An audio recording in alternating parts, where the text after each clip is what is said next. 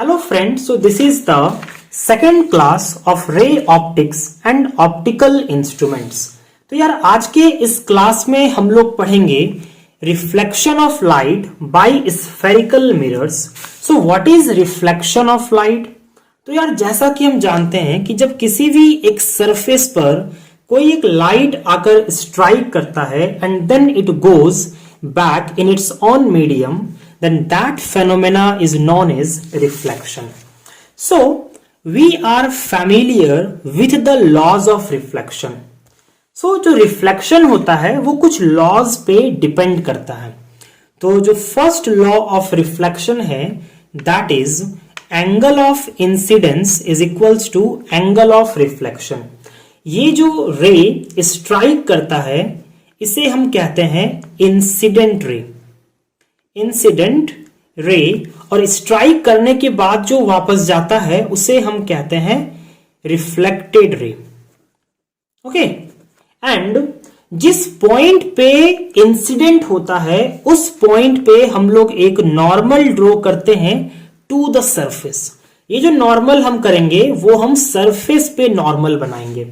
तो नॉर्मल के साथ ये इंसिडेंट रे जो एंगल बनाता है उसे हम कहते हैं angle of incidence, and reflected ray जो एंगल बनाता है उसे हम कहते हैं एंगल ऑफ रिफ्लेक्शन।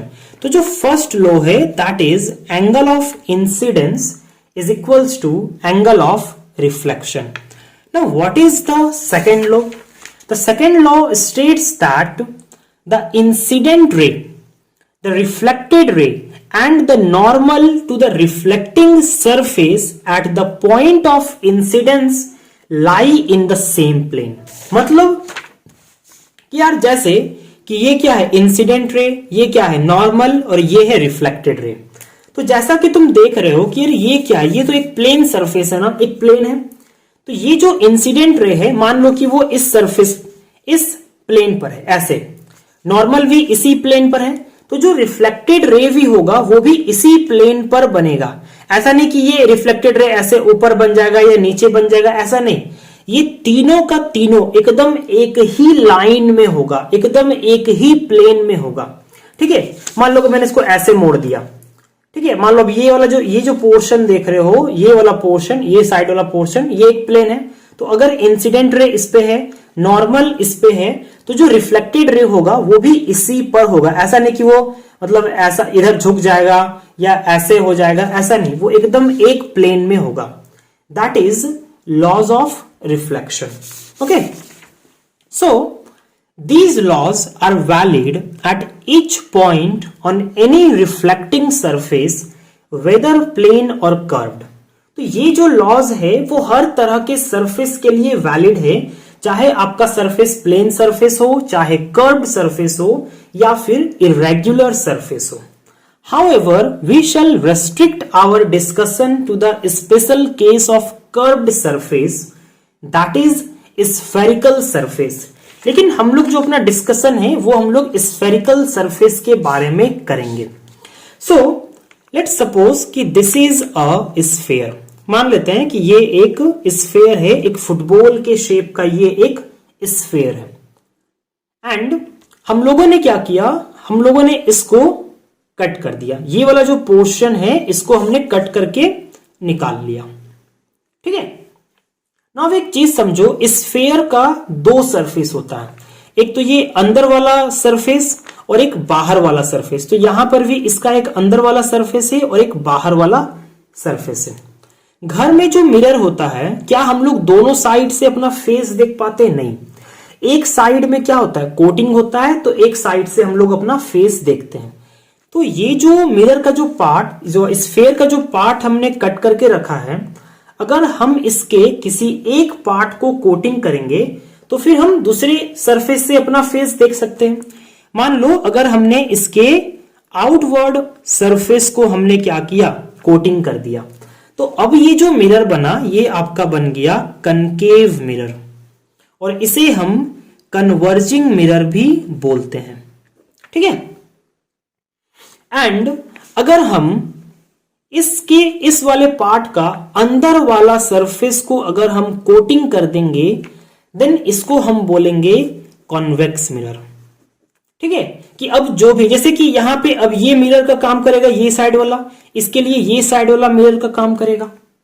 ठीक है, और इसे हम बोलते हैं डाइवर्जिंग मिरर। क्या बोलते हैं? इसे हम बोलते हैं डाइवर्जिंग मिरर।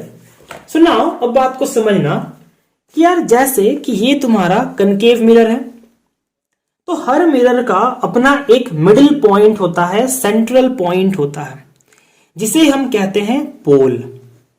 अब जैसे कि ये जो कर्व्ड सरफेस है या कर्व्ड मिरर है, वो किसी ना किसी एक स्फेयर से लिया गया होगा, जिसका अपना एक सेंटर होगा। तो ये जो सेंटर है उसे हम बोलते हैं सेंटर ऑफ कर्वेचर। क्या बोलते हैं? Centre of curvature. ठीक है, और इसे हम डिनोट करते हैं C से। एंड C से P तक का जो डिस्टेंस है, अब खुद देखो ना, जो सेंटर है, सेंटर से लेकर इस सरफेस तक के डिस्टेंस को हम क्या बोलते हैं? रेडियस बोलते हैं। इसको सेंटर ऑफ द स्फीयर बोलते हैं। तो ये क्या, ये एक कर्वेचर है ना, एक कर्व टाइप का एक कर्वेचर है। तो इस सेंटर को हम बोलते हैं सेंटर ऑफ कर्वेचर। तो सेंटर से पोल तक का जो डिस्टेंस है वो क्या, रेडियस है ना स्फीयर का। तो मिरर के केस में इसको हम बोलेंगे, जो रेडियस है इसको हम R से डिनोट करेंगे और इसको हम बोलेंगे रेडियस ऑफ कर्वेचर। ठीक है, रेडियस ऑफ कर्वेचर। अब देखो ये जो लाइन है, जो सेंटर और पोल को जो लाइन जोड़ रहा है, उस लाइन को हम बोलेंगे प्रिंसिपल एक्सिस। ये जो एक्सिस तुम देख रहे हो that is principal axis. And pole को हम रिप्रेजेंट करते हैं P से। C और P के बीच का जो मिडिल पॉइंट है उसे हम बोलते हैं फोकस, जिसे हम F से रिप्रेजेंट करते हैं। सिमिलरली अगर हम कॉन्वेक्स मिरर लें तो कॉन्वेक्स मिरर में भी सेम केस, ये क्या हो गया? पोल। ये क्या हो गया? फोकस। तो ये क्या हो गया? Centre of curvature. ये जो लेंथ है ये क्या है? Radius of curvature. ठीक है, and this is the principal axis of convex mirror. Now अब एक चीज समझना कि यार स्फीयर में जब हम सेंटर से कोई भी लाइन इसके सरफेस पे ड्रॉ करते हैं तो वो लाइन क्या होता है? जहां पे भी ड्रॉ कर दो वहां पे वो नॉर्मल होता है। मतलब सेंटर से अगर हम सरफेस पे कोई भी एक लाइन ड्रॉ कर दे तो वो हमेशा नॉर्मल रहता है। तो यार ये भी क्या है? ये तो एक स्फीयर का पार्ट है, ये भी एक स्फीयर का पार्ट है। तो सेंटर से ये जो प्रिंसिपल एक्सिस है वो सेंटर से इस पर आ रहा है ना, तो ये क्या होगा? ये इस पर नॉर्मल होगा। सिमिलरली सेंटर से पोल ये भी आ रहा है तो ये भी इस पर क्या होगा? नॉर्मल होगा। ठीक है, ये भी इस पे नॉर्मल होगा। तो ये रहा स्फेरिकल मिरर्स का बात। नाउ अब हम लोग देखेंगे sign convention. Okay, now we will study sign convention. जैसे एक चीज समझना कि अभी हम लोग जैसे कुछ फॉर्मूलाज देखेंगे, ठीक है, जो कि हमें हेल्प करेगा मतलब कुछ सॉल्व करने के लिए। जैसे कि अगर मान लो कि तुम्हें अगर ऑब्जेक्ट का डिस्टेंस पता है, मिरर से ऑब्जेक्ट का डिस्टेंस तुम्हें पता है, तो फॉर्मूला को यूज करके हम लोग इमेज का डिस्टेंस निकाल सकते हैं। अगर ऑब्जेक्ट का साइज तुम्हें पता है तो फॉर्मूला का यूज करके तुम उसके इमेज का साइज बता सकते हो। ठीक है, तो अभी जो हम फॉर्मूला डिराइव करेंगे उसको डिराइव करने के लिए हमें साइन कन्वेंशन का हेल्प लगेगा। इवन जो हम न्यूमेरिकल सॉल्व करेंगे उसमें भी हमें साइन कन्वेंशन का हेल्प पड़ता है। सो साइन कन्वेंशन हम लोग किस लिए यूज करते हैं? We use it for measuring distances. We use it for measuring distances. Okay, तो जो सबसे फर्स्ट साइन कन्वेंशन है दैट इज कि यार हम जो भी डिस्टेंस मेजर करेंगे, कोई भी डिस्टेंस मेजर करेंगे, वो हम लोग फ्रॉम पोल से करेंगे, वो हम लोग पोल से मेजर करेंगे। जैसे समझना कि ये तुम्हारा प्रिंसिपल एक्सिस है, ये कनकेव मिरर है और यहां पे कोई एक ऑब्जेक्ट रखा हुआ है और यहां पे क्या है? पोल है। तो अगर हमें ऑब्जेक्ट का डिस्टेंस जानना हो कि यार ऑब्जेक्ट कितना डिस्टेंस पे है, तो उसको हम कहां से मेजर करेंगे? पोल से। मतलब कि हम कहां पे खड़े हैं? हम पोल पे खड़ा है और हम पोल से ऑब्जेक्ट की तरफ चलना शुरू करेंगे एंड हम मेजर करेंगे कि वो कितने डिस्टेंस पे है। सिमिलरली कि अगर इधर कोई इमेज बना है, लेट सपोज इधर कोई एक इमेज बना है, तो हम पोल से देखेंगे कि वो कितना दूर है। हम जो भी डिस्टेंस मेजर करेंगे वो हम पोल से करेंगे कि यार पोल से ये चीज कितना दूर है, पोल से ये चीज कितना दूर है। ठीक है। सेकेंड चीज, जो सेकेंड साइन कन्वेंशन है, that is the direction of incident रे।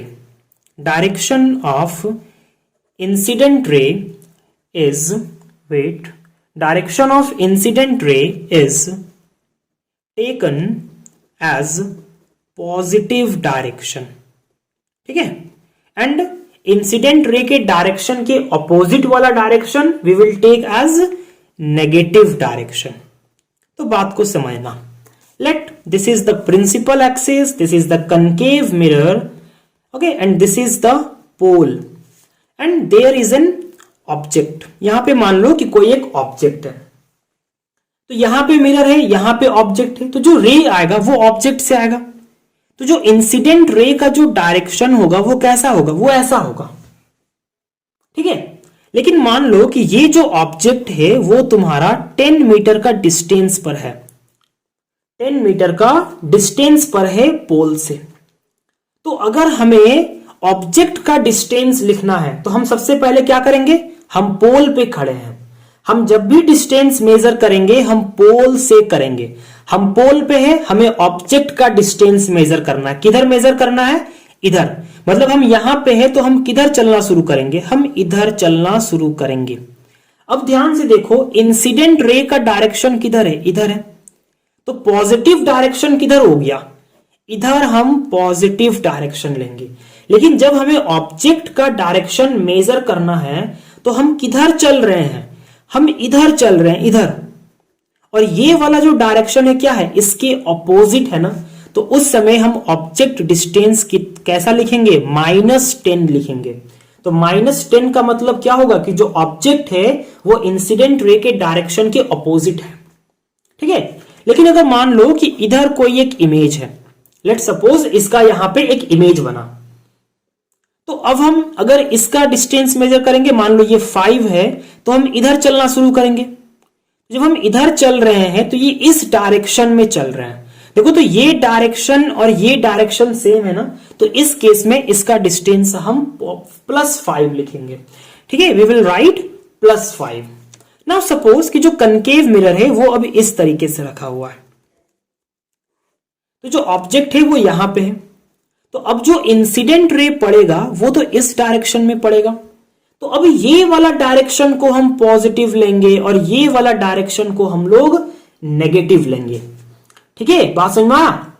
Now the third sign convention कि यार अब चाहे कनकेव मिरर हो या कन्वेक्स मिरर हो, ये तीनों के लिए है कि जिधर इंसिडेंट रे का डायरेक्शन होगा उसको हम पॉजिटिव लेंगे। हम कन्वेक्स मिरर में भी पोल से ही मेजर करेंगे।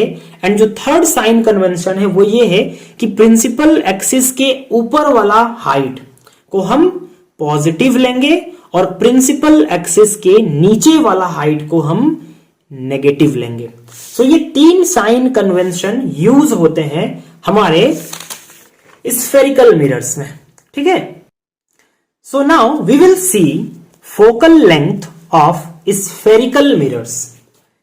So figure 9.3 shows what happens when a parallel beam of light is incident on a concave mirror. क्या बोल रहा है कि जो फिगर 9.3 है उसमें दिखाया गया है कि जब पैरेलल बीम ऑफ लाइट जब कनकेव मिरर पे पड़ता है तो क्या होता है और कन्वेक्स मिरर पे पड़ता है तो क्या होता है।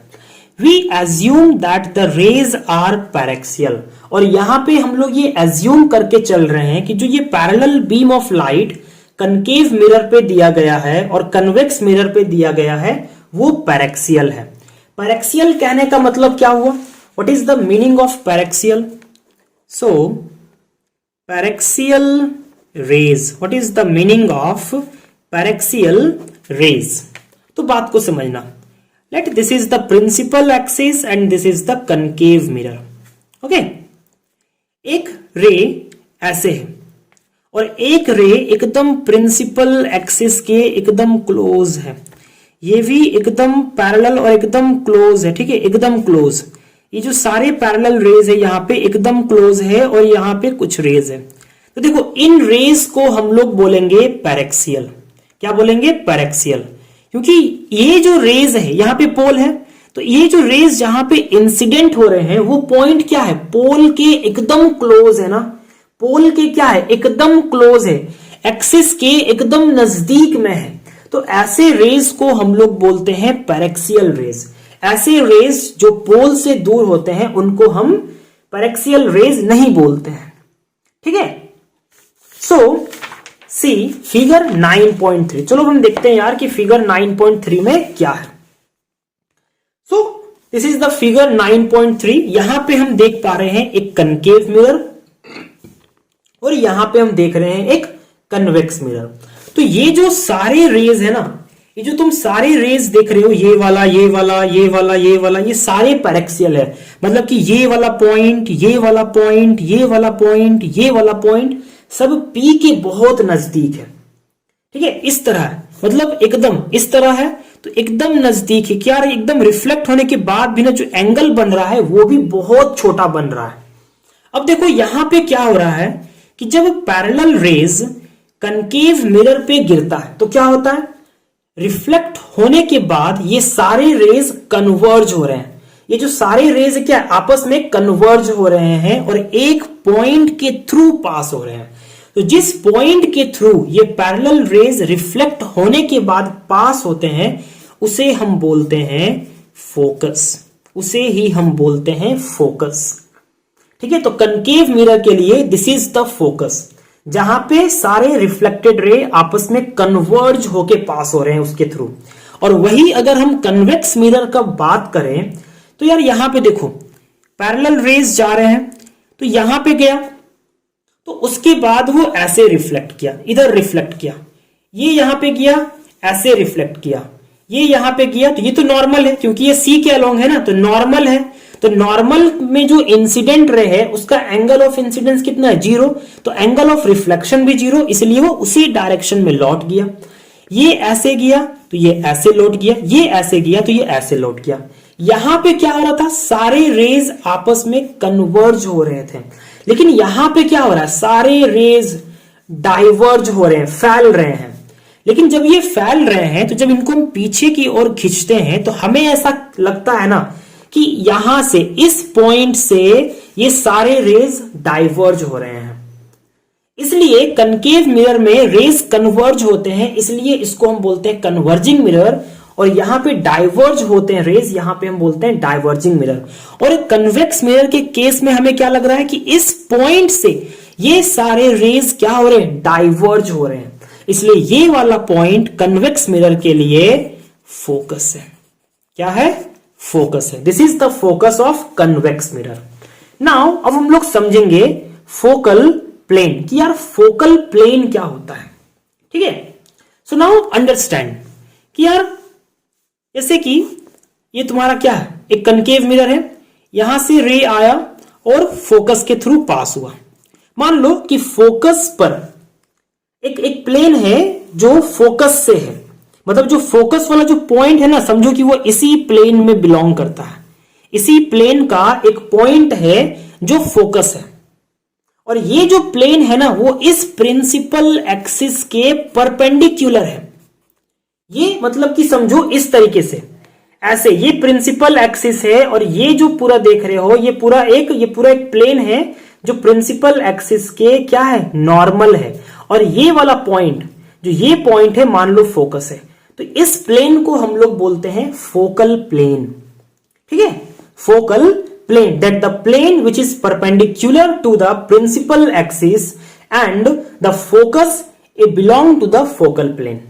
Now the distance between the focus F and the pole P of the mirror is called the focal length of the mirror, denoted by F. अब देखो ये जो F और P है तो F से लेकर P तक का जो डिस्टेंस है उसे हम बोलते हैं फोकल लेंथ। F से लेकर P तक का जो डिस्टेंस है उसे हम बोलते हैं फोकल लेंथ। यहां पे ये हो गया focal length of concave mirror, और यहां पे ये वाला जो डिस्टेंस है ये है focal length of convex mirror. So now there is a relation between the focal length and radius of curvature. Radius of curvature क्या होगा? C से लेकर P तक का लेंथ, और फोकल लेंथ क्या है? F से लेकर P तक का लेंथ। ठीक है, so now we will see a relation between focal length and radius of curvature, जो कि शायद तुम्हें पता भी होगा, R is equals to 2F। But now we will derive this relation between F and R, means focal length and radius of curvature. Now let's suppose कि यार ये एक प्रिंसिपल एक्सिस है, ये कनकेव मिरर है, और एक पैरेक्सियल रे आ रहा है। क्या आ रहा है? एक पैरेक्सियल रे, मतलब कि ये वाला पॉइंट इसके P के बहुत नजदीक है। Let this point be M। अब ये एक पैरेलल रे है, तो ये जब रिफ्लेक्ट करेगा तो कहां से रिफ्लेक्ट करेगा? फोकस से, क्योंकि अभी हम लोगों ने क्या देखा कि जो भी पैरेलल रेज होगा वो फोकस से ही होकर जाएगा। तो यहां पे ये जो पैरेलल रे है वो फोकस से होकर जाएगा। एंड यहां पे क्या है? Centre of curvature. और थोड़ी ही देर पहले हमने पढ़ा कि यार सेंटर ऑफ कर्वेचर से जब हम कोई भी लाइन ड्रॉ करते हैं मिरर पे, तो वो मिरर पे उस पॉइंट पे क्या होता है? नॉर्मल। वो क्या होता है? वो होता है नॉर्मल। तो यहां पे ये जो रे आ रहा है वो क्या है? Incident ray. ये क्या है तुम्हारा? ये तुम्हारा इंसिडेंट रे है, और ये वाला जो रे है ये तुम्हारा रिफ्लेक्टेड रे है। ठीक है, तो अब ये नॉर्मल है, तो ये क्या हो गया? Angle of incidence. मान लेते हैं ये थीटा है, तो according to law of reflection जितना एंगल ऑफ इंसिडेंस होगा उतना ही एंगल ऑफ रिफ्लेक्शन होगा। तो ये भी थीटा, ये भी थीटा। अब ये एंगल कितना होगा? देखो, तो ये लाइन और ये लाइन, ये लाइन और ये लाइन आपस में पैरेलल है, और ये एज अ ट्रांसवर्सल के जैसा काम कर रहा है। ये थीटा हुआ, तो ये भी कितना होगा?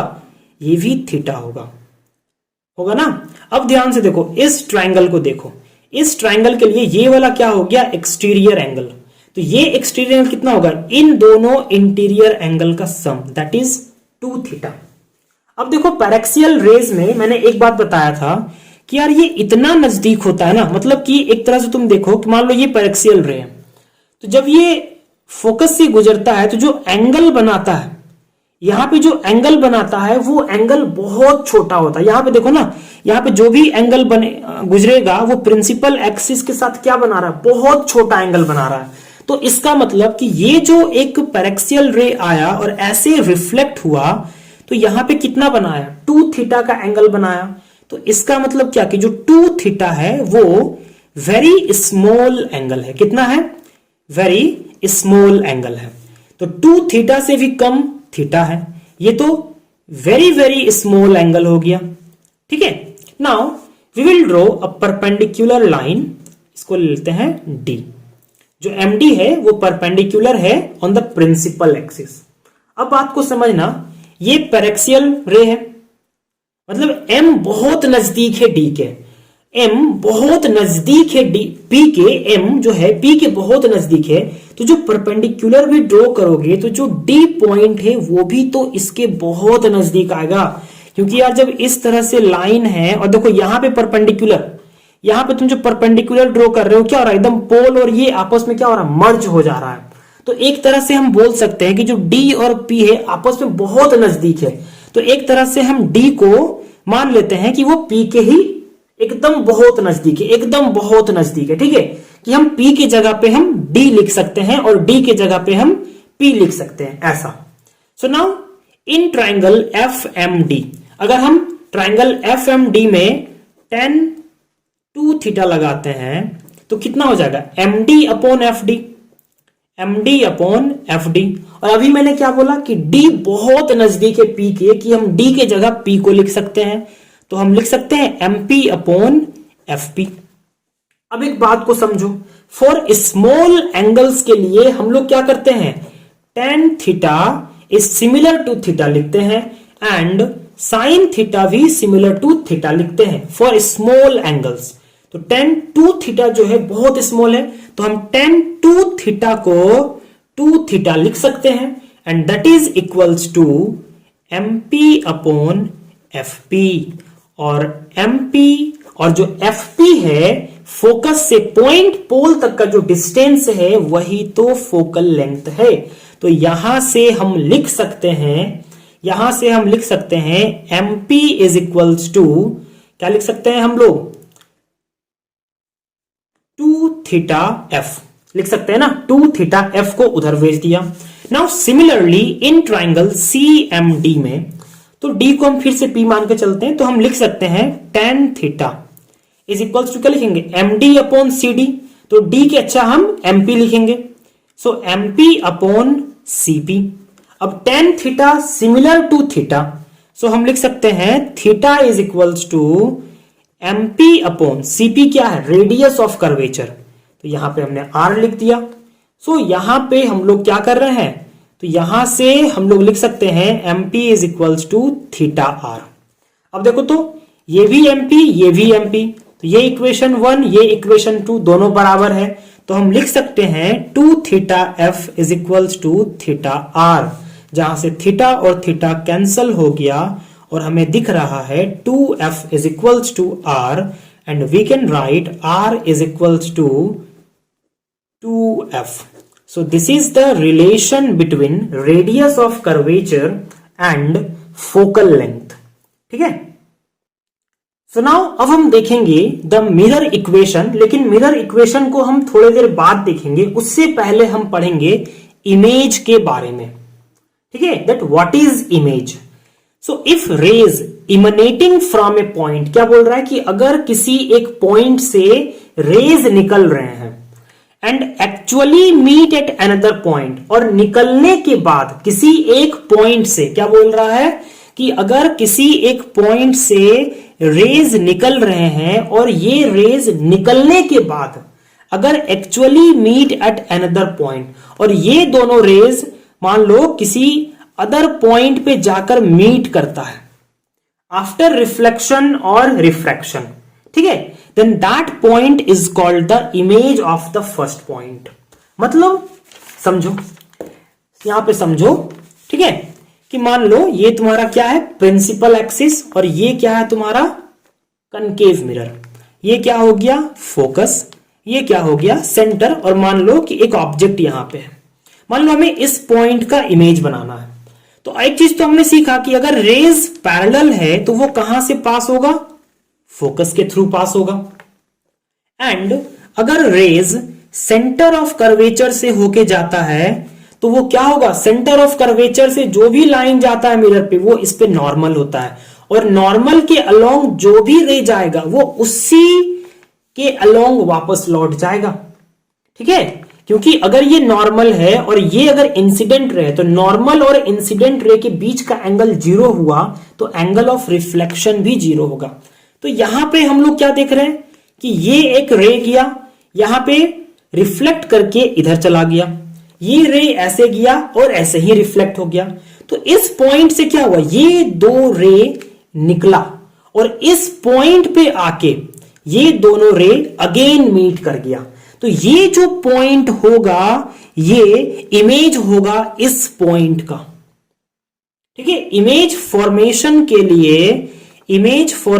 के लिए हमें मिनिमम 2 रेज का जरूरत पड़ता है।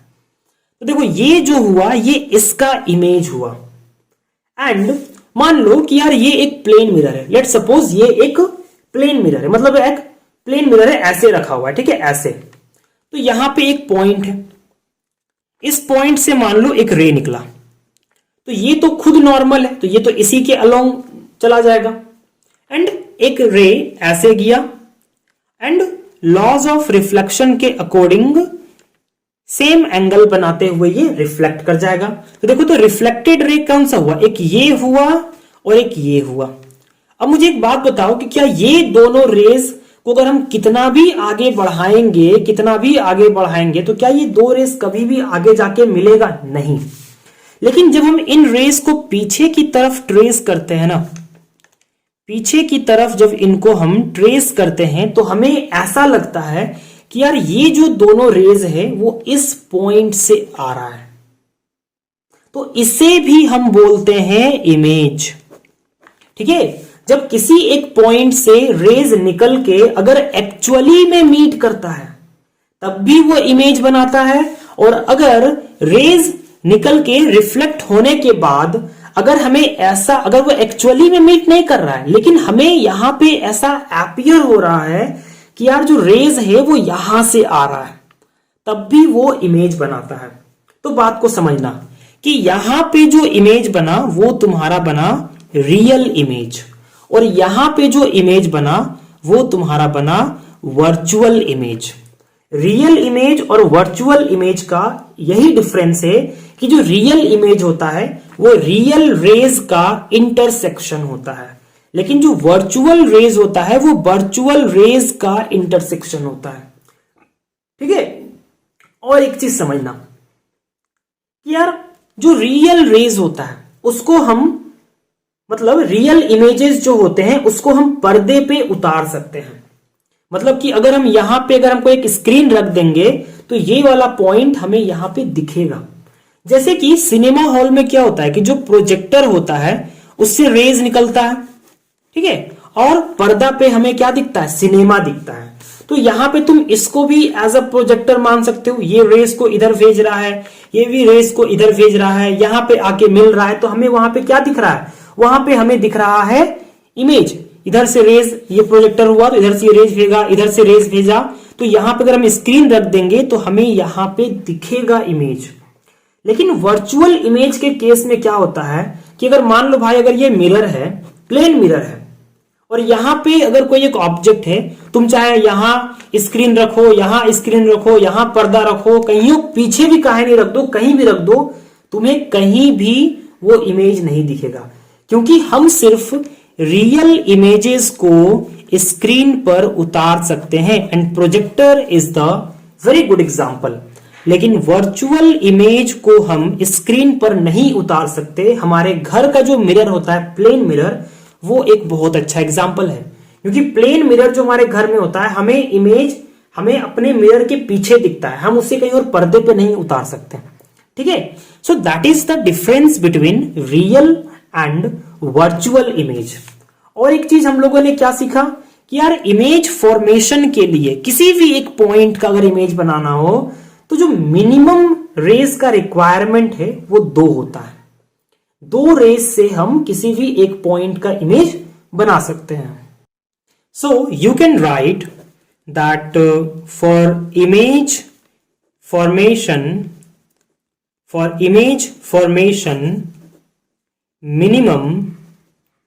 minimum 2 rays are required. Minimum 2 rays are required.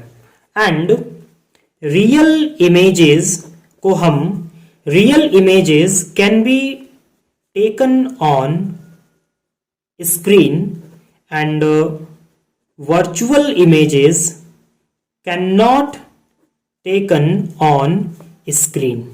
ठीक है, and rays actually meet, rays जो होते हैं वो एक्चुअली मीट करते हैं in case of real images, और वर्चुअल इमेजेस के केस में इट एपियर्स टू मीट, और इट एपियर्स टू, इसे लिखो, diverge from a point, it appears to diverge from a point. Okay, now we will study some reflection rules for concave and convex mirror.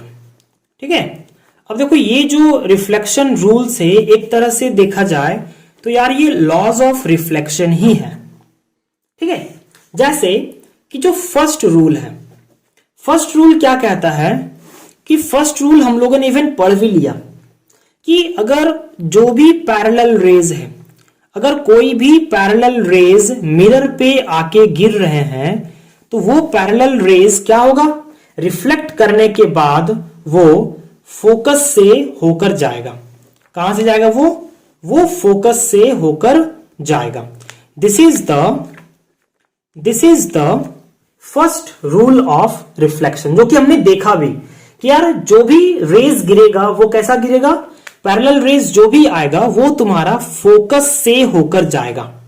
ठीक है, and concave mirror में क्या है कि जो भी पैरेलल रेज आएगा वो जो डाइवर्ज होगा तो हमें ऐसा अपीयर होगा ना कि वो इस फोकस से डाइवर्ज हो रहा है, मतलब कि इस पॉइंट से वो निकल रहा है। ठीक है, so this is the first rule कि जो भी पैरेलल रेज है वो फोकस से होके जाएगा। In case of convex mirror कि जो भी पैरेलल रेज गिरेगा, let suppose there is focus, तो वो फोकस से होकर ही जाएगा। लेकिन यहां पे कॉन्वेक्स मिरर के केस में फोकस से होके नहीं जाएगा एक्चुअली में, बट हमें ऐसा अपीयर होगा कि यार वो फोकस से आ रहा है रेज। तो सेकेंड रूल भी हम लोगों ने पढ़ लिया। सेकेंड रूल हम लोगों ने कैसा पढ़ लिया कि यार मैंने बार बार बताया कि जो भी सेंटर ऑफ कर्वेचर से, जब भी सेंटर ऑफ कर्वेचर से अगर रेज जाएगा तो वो सेंटर ऑफ कर्वेचर के ही अलोंग आ जाएगा। ठीक है, मान लो लेट सपोज यहां पर एक इमेज है और इसका रे सेंटर ऑफ कर्वेचर से जा रहा है, तो रिफ्लेक्ट करने के बाद वो इसी के थ्रू वापस आ जाएगा। अगर ऐसे है तो यहां से अगर जाएगा तो ये ऐसे जाने के बाद इसी डायरेक्शन में वो रिफ्लेक्ट कर जाएगा। ठीक है, and it also applies in case of convex mirror कि अगर यहां पे सी है, लेट सपोज यहां पे ऑब्जेक्ट है एंड लेट देन अगर इस डायरेक्शन में जाएगा तो वो सी के डायरेक्शन मतलब इस लाइन के अलोंग जा रहा है, सेंटर ऑफ कर्वेचर के अलोंग जा रहा है, तो ये यहां पे स्ट्राइक करने के बाद इसी डायरेक्शन में वो वापस लौट जाएगा। तो देखो, तो ये सब कुछ क्या है, लॉज ऑफ रिफ्लेक्शन पर ही बेस्ड है। Now the third is opposite to this. जो थर्ड रूल है वो इसका जस्ट अपोजिट है, और वो अपोजिट कैसे है, this is principal axis, this is the क्या हो गया concave mirror, and this is the pole, and let this is centre, and let this is there is an object. Third rule ये बोलता है, फर्स्ट रूल क्या बोल रहा था, अगर पैरेलल रेज है तो फोकस से होके जाएगा, और जो थर्ड रूल है वो जस्ट उसका अपोजिट है कि अगर कोई रेज फोकस से होकर जा रहा है तो रिफ्लेक्ट करने के बाद वो प्रिंसिपल एक्सिस के पैरेलल हो जाएगा। ठीक है, अगर यहां से कुछ रेज जा रहा है तो रिफ्लेक्ट करने के बाद वो पैरेलल हो जाएगा। And it also same in convex mirror. यहां पे क्या है, फोकस है, यहां पे लेट सपोज कोई एक ऑब्जेक्ट है, तो अगर वो इस फोकस के अलोंग आ रहा है तो फिर वो क्या हो जाएगा, पैरेलल हो जाएगा। अगर यहां से फोकस के अलोंग आ रहा है तो क्या हो जाएगा, पैरेलल हो जाएगा। ठीक है, so there are simple rules, बस ये और ये तुमको याद रखना है। अभी याद क्या रखना है, ये तुम्हारा नॉर्मल बनाता है तो नॉर्मल के अलोंग तो तुम्हारा उधर ही चला जाएगा, पैरेलल है तो फोकस के थ्रू तो पैरेलल हो जाएगा। और जो फोर्थ रूल है वो भी तुम्हारा लॉज ऑफ रिफ्लेक्शन पर ही है। सारे रूल्स तुम्हारे लॉज ऑफ बल्कि रिफ्लेक्शन पर ही है। मान लो यहां पोल है, तो भाई ये जो लाइन है ये तो खुद इस पे नॉर्मल है, तो अगर कोई भी रे अगर पोल पे जाएगा तो जितना एंगल यहां पे बनाएगा रिफ्लेक्ट करने के बाद भी वो सेम एंगल बनाएगा। That is the fourth law of reflection. Now अब हम लोग इन्हीं चारों लॉज का यूज करके, इवन हम लोग मिनिमम दो लॉज का भी यूज करके हम लोग एक ऑब्जेक्ट का हम लोग अभी इमेज बनाएंगे। ठीक है, सो लेट और we can write that how image is formed. Okay, how image is formed. तो मैंने क्या बोला कि यार मिनिमम 2 रेज आर रिक्वायर्ड। ऐसा नहीं है कि अगर कोई एक ऑब्जेक्ट है यहां पे, तो इससे सिर्फ 2 ही रेज निकलते हैं यार। इससे इसके पूरे सराउंडिंग में बहुत सारे रेज निकलते हैं, लेकिन इमेज को ट्रेस करने के लिए हमें मिनिमम 2 रेज का जरूरत पड़ता है। ठीक है, so how image is formed. तो कनकेव मिरर लेते हैं हम लोग। Let this is the concave mirror, this is the pole, this is the focus, this is the center of curvature, and let there is an object, and let this is A, this is B। ठीक है, तो now see, ये जो object है वो कहां पे है? सेंटर ऑफ कर्वेचर के इधर है। हमें क्या चाहिए? Minimum 2 rays. हम कितना भी रेज ले ले, तो मान लो कि इस पॉइंट से एक रे निकल रहा है, ऐसे निकला पैरेलल। तो फर्स्ट लो हमने बार बार पढ़ते आ रहा है, बार बार तब से हम पढ़ रहे हैं कि अगर पैरेलल रे है तो कहां से जाएगा? वो फोकस से वो होके जाएगा। और हम क्या जानते हैं कि 2 रेज जब किसी भी एक पॉइंट से निकलता है और जब दूसरे जगह पे जाके मिलता है वो दोनों रेज, तो वहां पे उस ऑब्जेक्ट का वो इमेज बनाता है। तो एक रे तो निकल गया। अब हम चाहे तो दूसरा रे हम क्या कर सकते हैं? हम इस फोकस से ही लेते हैं। चलो, हमने इस फोकस से ही लिया। अब फोकस से लिया तो वो क्या कैसा जाएगा? वो तुम्हारा पैरेलल जाएगा। तो वो तो यहां पे आके मिल रहा है ना। तो ये जो इमेज बना वो किसका बना? इस ए का बना। तो हमने इसे बोल दिया ए डैश। ए से ए का जो इमेज बना वो यहां पे बना, उसको हमने बोल दिया ए डैश। अब एक चीज समझो, बी से जो भी रेज निकलेगा, मान लो बी से तुम्हारा इसी के अलोंग रेज निकला, तो क्या होगा? वो इसी के अलोंग ही लौट जाएगा। मतलब कि जो बी का इमेज बनेगा वो तुम्हारा फिक्स है कि प्रिंसिपल एक्सिस के ही किसी ना किसी एक पॉइंट पर बनेगा, क्योंकि इसका जो रे है वो इसी पर है। तो अब इसका जो दूसरा रे भी इंटरसेक्ट करेगा उसको कहीं ना कहीं इस प्रिंसिपल एक्सिस पर ही करेगा। तो एक चीज तो कंफर्म हो गया कि जो बी का जो इमेज बनेगा वो तुम्हारा प्रिंसिपल एक्सिस पर ही बनेगा, और ए का तो इमेज यहां पर बन गया। और एक चीज देखो, ए और बी जो है वो क्या है? नॉर्मल है ना प्रिंसिपल एक्सिस पे। तो अगर हम ए डैश से नॉर्मल लेते हैं प्रिंसिपल एक्सिस पर, तो हम कह सकते हैं कि यहां पर बी का इमेज बना, and that is B dash. So यार हम कह सकते हैं कि जो ए डैश बी डैश है is the image of A B, image of A B, जो कि ए बी का इमेज है। ठीक है, और एक चीज देखो, ऑब्जेक्ट में यहां पे ए ऊपर है बी नीचे है, लेकिन जो इमेज बना हमारा वहां पे ए डैश नीचे है और बी डैश ऊपर है। तो जो इमेज बना, ठीक है, वो कैसा बना? उल्टा बना, मतलब कि इन्वर्टेड बना। और तुम कह सकते हो कि जो ओरिएंटेशन है इमेज का वो इन्वर्टेड है। ठीक है, वो कैसा है? वो इन्वर्टेड है। और एक चीज देखो, यहां पे ऑब्जेक्ट का जो साइज है वो इतना है और यहां पे क्या है? इससे छोटा है। तो हम कह सकते हैं कि जो साइज है वो भी क्या बना? वो भी तुम्हारा साइज जो है वो भी तुम्हारा छोटा बना है। तो उसको तुम एक तरह से बोल सकते हो डिमिनिश्ड। क्या बोल सकते हो? डिमिनिश्ड, कि यार वो छोटा बना। अब अगर बात करें हम नेचर का, कि जो इमेज बना वो रियल बना कि वर्चुअल बना, तो वो तो इमेज यहां पे बना है ना, ये वाला। तो रेज क्या है? एक्चुअली में मीट किए हैं। तो रेज अगर एक्चुअली में मीट किए हैं तो इमेज कैसा होगा? रियल होगा। जो होगा वो रियल होगा। और एक चीज देखो, जो हमारा ऑब्जेक्ट था उसका लोकेशन किधर है? उसका जो लोकेशन है वो सी के बियॉन्ड है। बियॉन्ड सी है ना लोकेशन, ऑब्जेक्ट का location. This is the object location. और जो इमेज का जो लोकेशन बना वो तुम्हारा बना between C and F, between C and F. ठीक है, तो अब हम एक तरह से क्या कर सकते हैं? अब एक तरह से हम जो ऑब्जेक्ट का लोकेशन है उसको डिफरेंट डिफरेंट पोजीशंस पे रखकर देख सकते हैं कि यार इमेज का लोकेशन कहाँ कहाँ बनेगा, इमेज का साइज कैसा होगा, उसका नेचर कैसा होगा अगर हम ऑब्जेक्ट को डिफरेंट डिफरेंट लोकेशंस पे रखते हैं। मान लो कि हम लोग बहुत दूर रखते हैं, तो हम कह सकते हैं कि अगर हमारा ऑब्जेक्ट इन्फिनिटी पर है या ऑब्जेक्ट जो है सी के कुछ बियॉन्ड है, तो हम कह सकते हैं कि जो ऑब्जेक्ट है वो बिटवीन इन्फिनिटी एंड सी के है।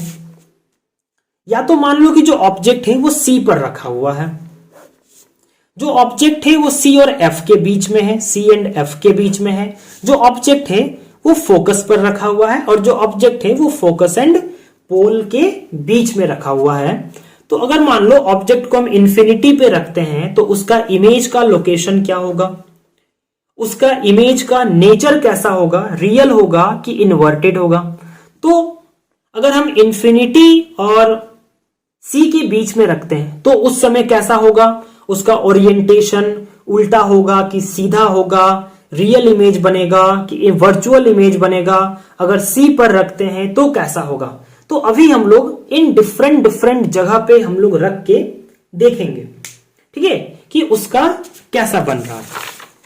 तो सबसे पहले यार हम लोग क्या करेंगे, at infinity, okay, let the location of object at infinity, infinity पर रखकर देखते हैं।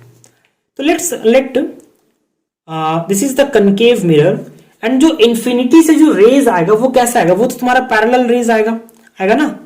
इंफिनिटी से जो भी रेज आएगा वो तुम्हारा पैरेलल रेज आएगा।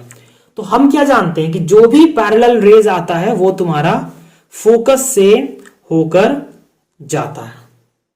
मतलब कि इधर जो भी ऑब्जेक्ट रखा हो इंफिनिटी में, उसका इमेज कहां बना, उसका इमेज बना फोकस पे, उसका इमेज बना फोकस पे।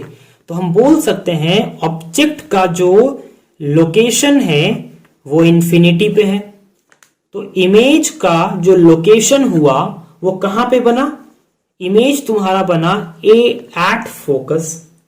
जो साइज है इमेज का, साइज कैसा है, पॉइंट साइज है ना, इमेज का साइज कैसा है, पॉइंट साइज है। एंड अगर ओरिएंटेशन का बात करें कि यार इमेज मेरा उल्टा है कि सीधा है, कुछ पता चल रहा है क्या पॉइंट देख के, नहीं, तो उसको भी हम पॉइंट लिख सकते हैं। और जो नेचर है वो रियल इमेज बना है कि वर्चुअल। देखो तो ये सारे रेज एक्चुअली में मीट किए हैं, इसलिए ये जो इमेज बना है फोकस पे वो तुम्हारा एक रियल इमेज बना है। Now the second case, between C and infinity, की अगर सी और इंफिनिटी के बीच में रखते हैं तो क्या होगा। तो यार जैसा कि ये वाला जो केस था, ये ए बी कहां रखा हुआ है, सी के बियॉन्ड रखा हुआ है ना, मतलब सी और इंफिनिटी के बीच में रखा हुआ है। तो इस केस को तो हमने देख ही लिया कि जब ऑब्जेक्ट को बिटवीन सी एंड एफ रखा गया था तो जो तुम्हारा ऑब्जेक्ट का जो लोकेशन था, ठीक है, ऑब्जेक्ट का जो लोकेशन था वो कहां पे था, वो तुम्हारा इमेज का जो लोकेशन था वो तुम्हारा बिटवीन सी एंड एफ बना था, कि सेंटर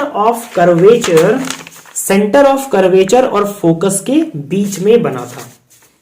उसके बाद जो साइज था, साइज तुम्हारा डिमिनिश्ड हुआ था, साइज छोटा था। ओरिएंटेशन कैसा था, इनवर्टेड बना था। इमेज कैसा बना था हमारा, इनवर्टेड, उल्टा बना था, और नेचर रियल बना था। जब हम थर्ड केस, कि जब हम एट सी पर रखते हैं, एकदम सी पर हमने रखा, ठीक है, तब कैसा बनेगा। Late this is the concave mirror, this is the focus, this is the centre of curvature, और जो ऑब्जेक्ट है वो एकदम सी पर है। तो जो भी पैरेलल रेज जाएगा वो फोकस से होकर जाएगा, और जो तुम्हारा फोकस से होकर जाएगा वो तुम्हारा पैरेलल रे में कन्वर्ट हो जाएगा। तो देखो, जो तुम्हारा सेंटर ऑफ कर्वेचर पे जो ऑब्जेक्ट रखा जाता है उसका जो इमेज बनता है वो सेंटर ऑफ कर्वेचर के लोकेशन पर ही बनता है। तो हम एक तरह से बोल सकते हैं image location size, orientation and nature. तो इमेज लोकेशन जो है वो कहां बना? एट सी पर ही बना, सेंटर ऑफ कर्वेचर पर ही बना। जो साइज है वो तुम्हारा सेम रहता है। साइज कोई छोटा बड़ा या पॉइंट साइज नहीं होता है। ये जो साइज है, जो ऑब्जेक्ट का साइज रहेगा वही तुम्हारा इमेज का साइज बनेगा।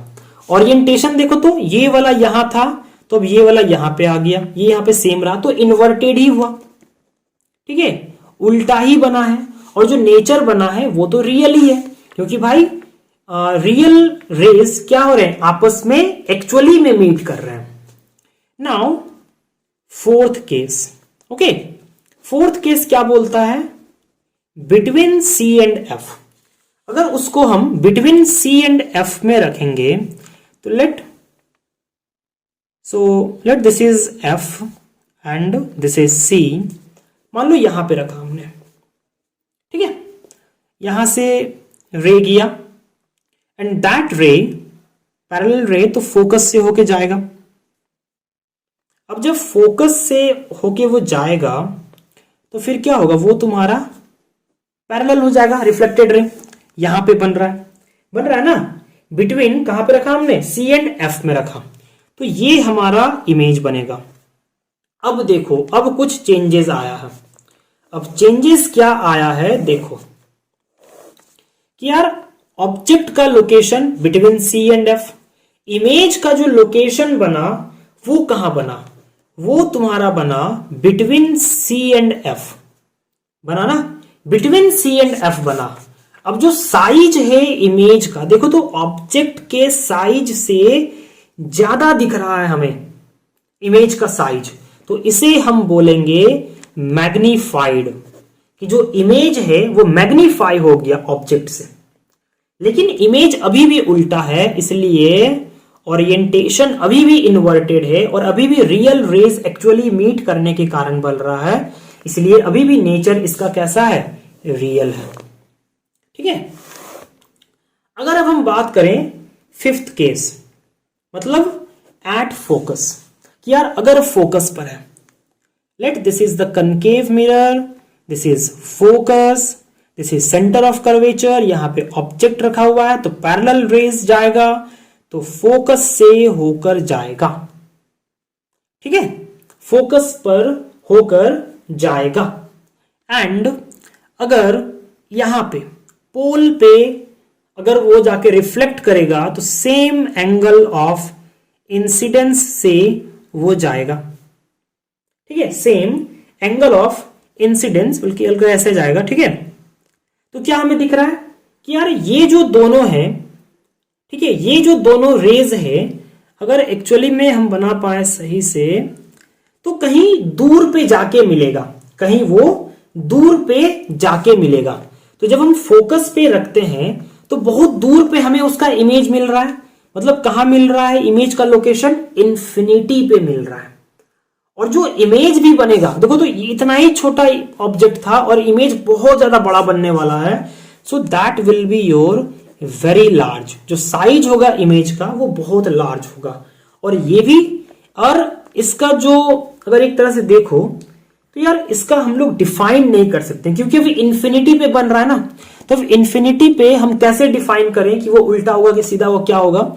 So that must be not defined, और इसका नेचर भी नॉट डिफाइंड होता है, ठीक है। बट द सिक्स्थ केस क्या बोलता है कि यार बिटवीन फोकस एंड पोल, अब यहां पे थोड़ा खेल पलटेगा, और वो खेल कैसे पलटेगा तुम देखना, ठीक है। कि ये क्या है? प्रिंसिपल एक्सिस, ये क्या है? कनकेव मिरर है ना। अच्छा, मैंने एक चीज बताना भूल गया कि यहां पे जो भी हम लोकेशन ले रहे हैं, बताना क्या भूल गया, तुम भी देख रहे हो कि यार ये 4 कनकेव मिरर के लिए क्या है? 4 कनकेव मिरर के लिए है। सो अब देखो, let this is the focus and at the same distance this is centre of curvature and this is pole. तो मान लो कि अगर कोई एक ऑब्जेक्ट यहां पे, लेट सपोज यहां पे है, ठीक है, तो अब क्या होगा कि रेज जो है वो इस फोकस पे ये गया और वो कहां से जाएगा, वो ऐसे जाएगा,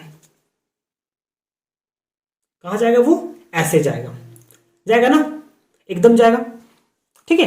रेज मतलब इधर रिफ्लेक्ट हो गया। नाउ सी, अगर हम ऐसा एक ले, मतलब सेंटर के अलोंग हमने लिया, जो रे है वो सेंटर के अलोंग गया, तो रिफ्लेक्ट होके क्या होगा, सेंटर के ही अलोंग आ जाएगा। तो अब एक चीज देखो, ये जो दोनों रे है आपस में क्या है, डाइवर्ज है। तो ये जितना भी इसको तुम दूर ले जाओ, कितना भी दूर ले जाओ, ये आपस में नहीं मिलने वाला है। लेकिन अगर हम इन दोनों रेज को पीछे की तरफ ले जाएं, पीछे की तरफ, तब हमें क्या दिख रहा है कि यार यहां पे ये दोनों रेज को पीछे ले जाने पे हमें ऐसा अपीयर हो रहा है कि यहां से रेज, यहां से ये दोनों रेज डाइवर्ज हो रहे हैं, हमें ऐसा अपीयर हो रहा है। और जहां हमें अपीयर होता है वहां पे इमेज कैसा होता है, वर्चुअल होता है। मतलब कि बाकी सब केस में, फोकस तक में, बाकी सब केस में देखा जाए तो यार जो इमेज का जो नेचर था वो तो रियल था, लेकिन जब फोकस और पोल के बीच में रखें तब जो हमारा नेचर हुआ वो वर्चुअल हुआ। क्या हुआ, वर्चुअल हुआ। एंड हमें दिख रहा है कि ये जो इमेज है वो ऑब्जेक्ट से ज्यादा है, साइज में ज्यादा है, it means that is magnified. और इवन अगर ये ऐसे खड़ा है तो ये भी ऐसे खड़ा है। अब ये उल्टा खड़ा नहीं है, अब ये इरेक्ट है। क्या है, अब ये तुम्हारा अब इरेक्ट है, ठीक है। और इमेज का जो लोकेशन हुआ वो कहां पे हुआ, on the other side, on the other side of mirror, on the other side of mirror, ठीक है। तो ये सारे कुछ केसेस थे कनकेव मिरर को लेके। तो यार आज का क्लास यहीं पे रखते हैं, ठीक है, क्योंकि 1 आवर हो चुका है। तो आज का क्लास यहीं पे रखते हैं। अब नेक्स्ट क्लास में हम लोग देखेंगे कन्वेक्स मिरर को लेके, कि कन्वेक्स मिरर पे इमेजेस कैसे बनते हैं, और हमारा जो मिरर इक्वेशन है वो भी रह गया। तो मिरर इक्वेशन को भी हम लोग नेक्स्ट क्लास में डिफाइन करेंगे। नेक्स्ट क्लास इंपॉर्टेंट है क्योंकि वहां पे हम लोग मिरर फॉर्मूला देखेंगे, मैग्निफिकेशन देखेंगे, क्योंकि इस पर ही बेस्ड न्यूमेरिकल्स आते हैं, ठीक है। एंड देन हमारा जो रिफ्लेक्शन ऑफ लाइट है बाय स्फेरिकल मिरर्स, वो हमारा यहाँ पे फिर वो एंड हो जाएगा, फिर हमारा स्टार्ट होगा refraction. So thank you very much and please share this video and please support me. Okay, thank you so much.